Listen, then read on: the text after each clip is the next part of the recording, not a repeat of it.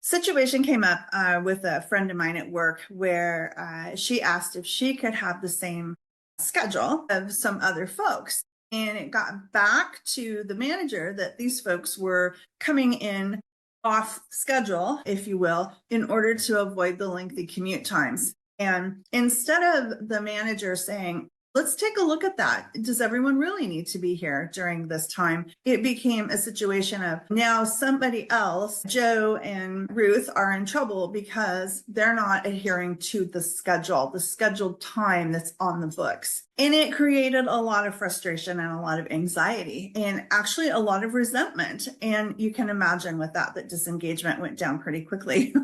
So, if you don't have to have a rigid schedule and folks are getting the work done, that's really what it's all about, right? Are people getting the work done? Are they clocking in at times that are different than what is on the books and so-called required to be there? Maybe it's time to take a look at some of that because people really are tired and frustrated with the long commutes. And like I said, I think this is one of the biggest pushbacks with the return to work policies that we're starting to see come out post-COVID. So just something to think about. 2 hours, 3 hours in the car, morning and afternoon is really taxing on the mind, body, and spirit. So if you can have the flexibility to offer people work that doesn't have to be the 8 to 5, the 5 to 2, the 6 to 3, whatever the case is, and there's a way to make that schedule structured so that they can have better quality of life, I promise you they're going to show up as better employees and be more engaged.